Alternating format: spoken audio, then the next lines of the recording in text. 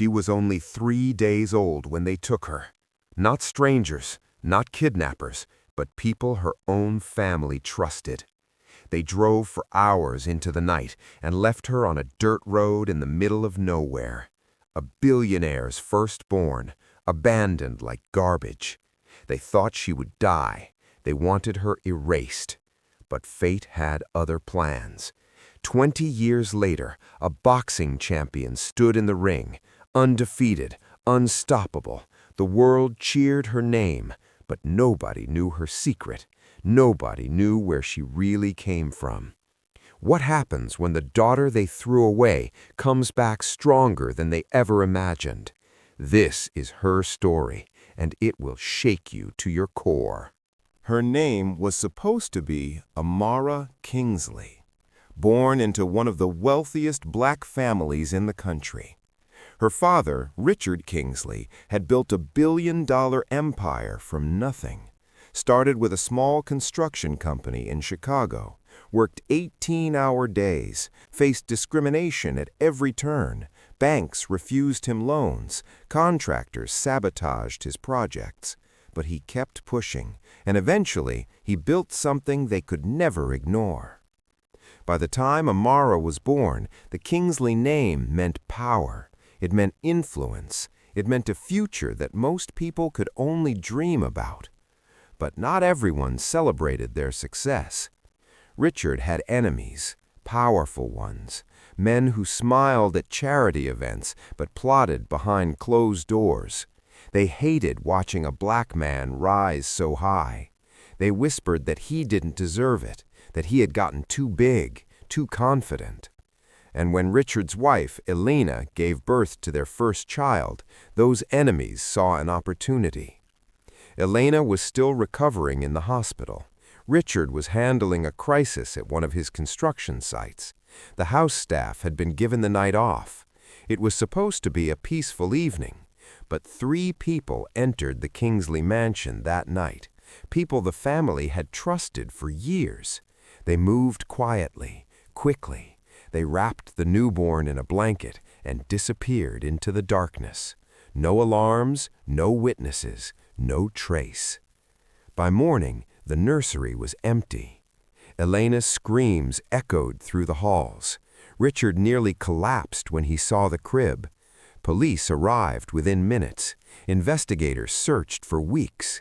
The media called it the most heartbreaking kidnapping in decades. But they never found her. The family offered millions for her return.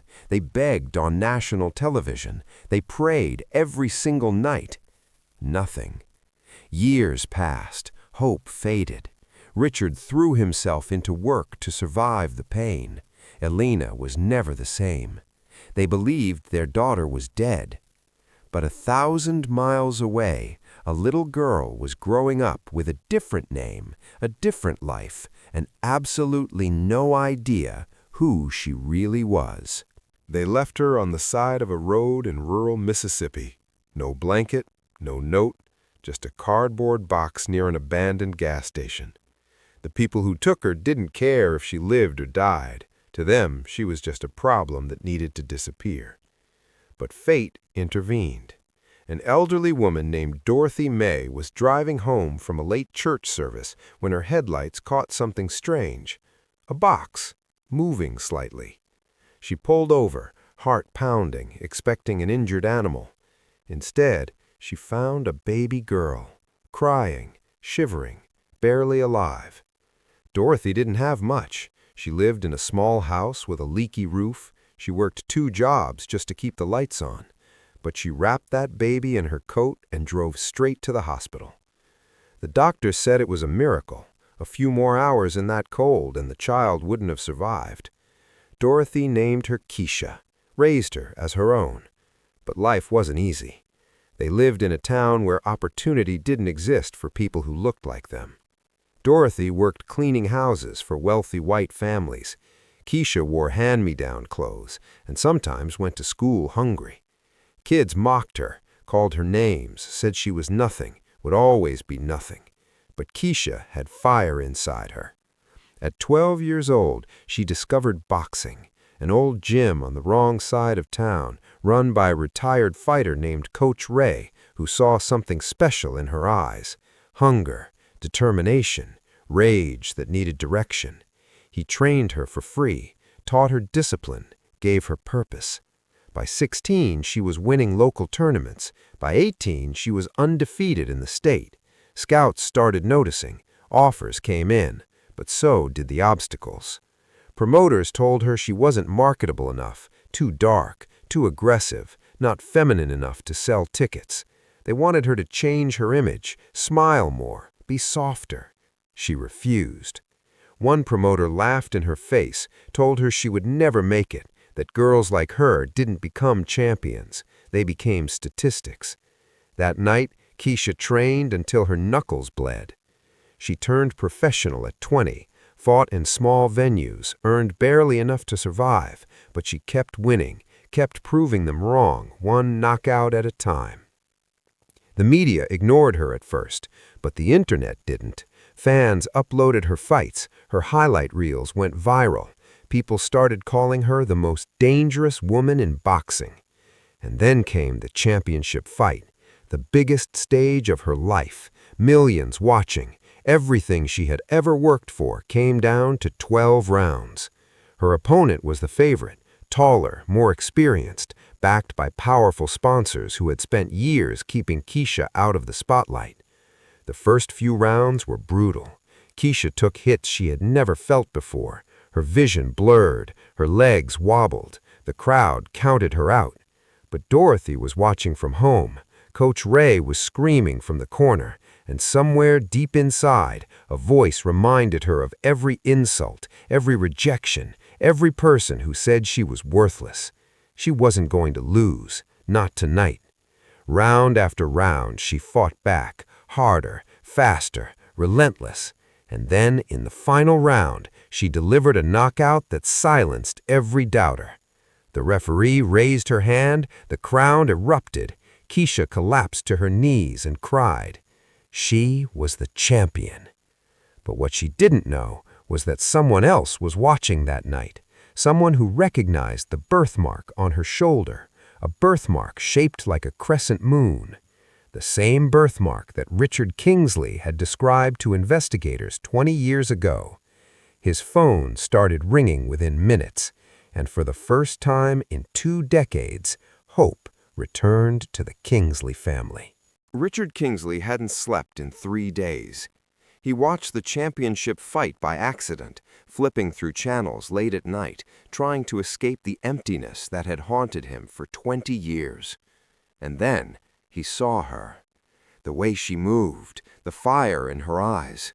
Something stirred inside him that he couldn't explain. He told himself he was being foolish, that grief had finally broken his mind. But then the camera zoomed in, her shoulder, the birthmark, his coffee cup shattered on the floor.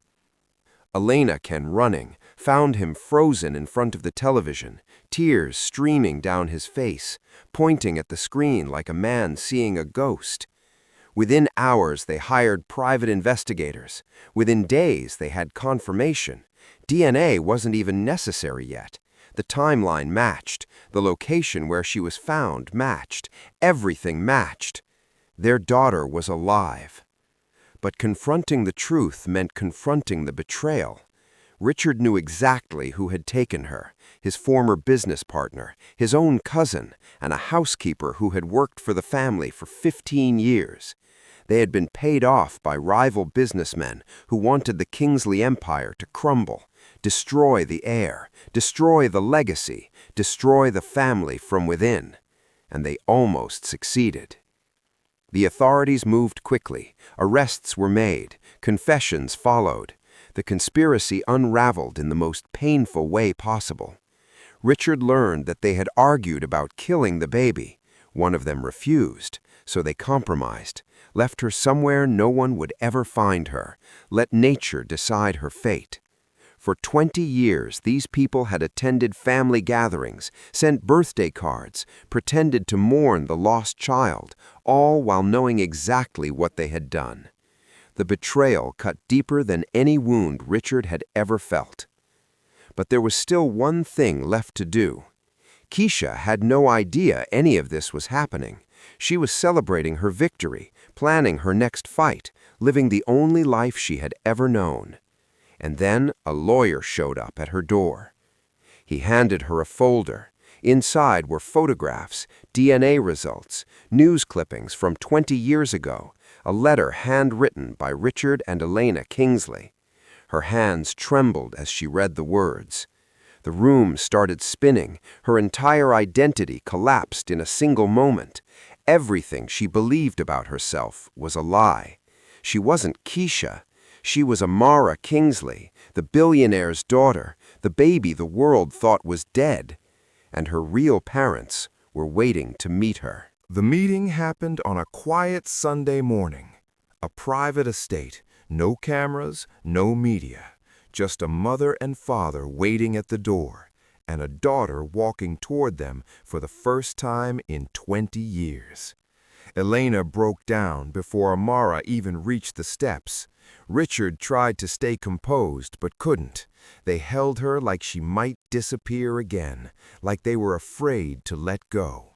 For hours they talked, cried, shared photographs, stories, everything that had been stolen from them. Amara learned about the life she was supposed to have, the nursery that had stayed untouched for 2 decades, the birthday cakes Elena baked every year for a daughter she never stopped believing was alive. And the Kingsleys learned about Keisha, the fighter, the survivor, the woman who had built herself from nothing. Dorothy May was brought to meet them, the woman who had saved Amara's life, the real hero of this story. Richard and Elena embraced her like family because she was family. She always would be. The people who had taken Amara faced justice, long prison sentences, public disgrace. Their names became synonymous with betrayal. But this story isn't just about one family. It's about a system that made it possible. Enemies who believed they could erase a black billionaire's legacy by destroying his child. A society where powerful black families are seen as threats to be neutralized, where success is punished, where envy turns into cruelty. Amara's story ended with reunion, with love, with healing. But how many others don't get that ending? How many children are lost because of hatred? How many families are torn apart because someone couldn't stand watching them rise? How many black success stories are sabotaged before they even begin?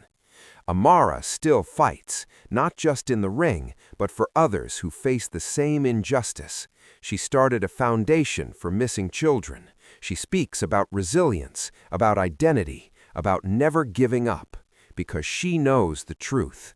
They tried to erase her. They failed. And every time she steps into that ring, every time she raises her fist in victory, she proves one thing: you cannot destroy what was meant to rise. So let me ask you, what will you do when someone tries to count you out?